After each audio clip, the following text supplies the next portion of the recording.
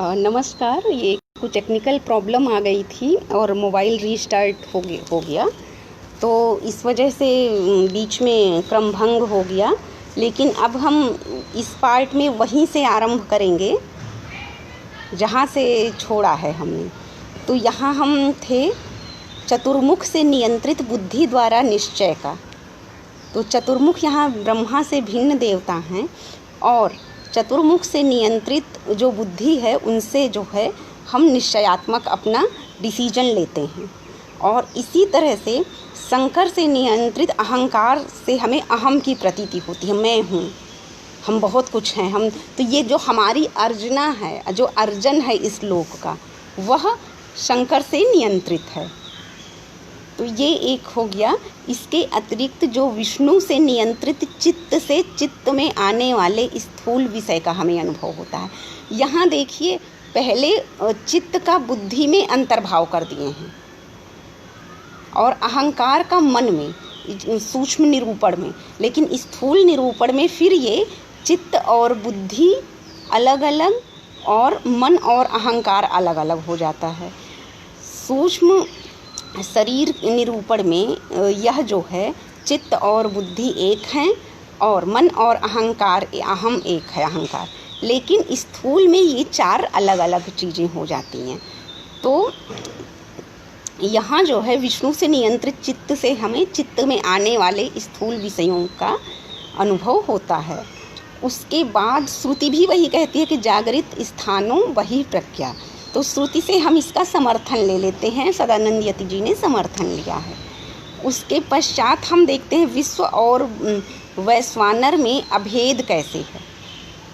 तो विश्व और वैश्वानर में जो अभेद है प्रतिपादन, वह उसी तरह है जिस प्रकार ये स्थूल व्यष्टि से उपहित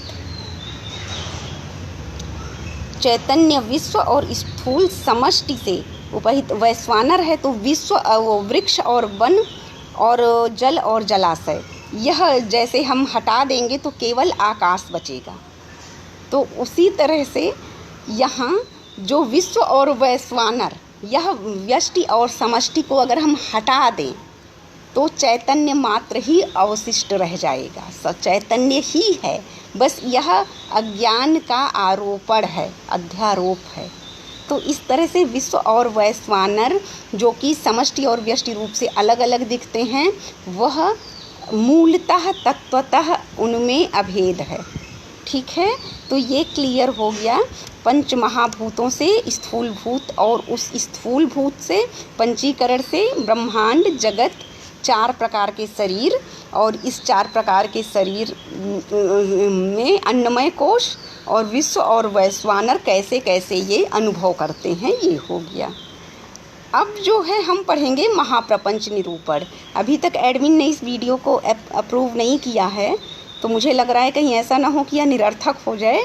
तो मैं तो आज यहीं समाप्त करती हूँ और महाप्रपंच निरूपण बाद में हम पढ़ लेंगे। लेकिन सबसे इंटरेस्टिंग यह महाप्रपंच निरूपण है।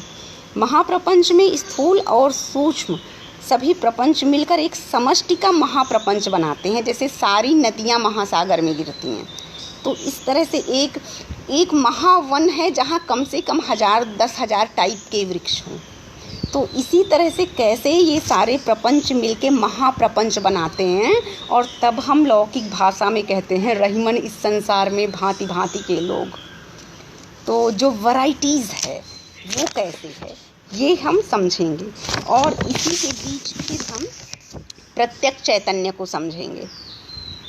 तो मैं अभी यहाँ समाप्त करूँ या महाप्रपंच करूँ, मुझे समझ नहीं आ रहा है। एडमिन ने अभी तक अप्रूव नहीं किया है, तो या तो यही रहने देते हैं। कल हम महाप्रपंच और प्रत्यक्ष चैतन्य स्वरूप, और इसमें चारवाक के विविध संप्रदाय, बौद्ध, इवन मीमांसा और न्याय का भी खंडन है। उसके बाद अद्वैत वेदांत के आत्मा के स्वरूप की प्रतिष्ठापना है, ये पढ़ लेंगे।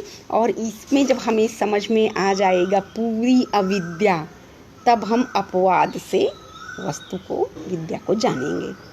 ठीक है, तो सभी को नमस्कार, धन्यवाद, प्रणाम। और झा जी आपसे निवेदन है, ये वीडियो आप अप्रूव कर दीजिए प्लीज़।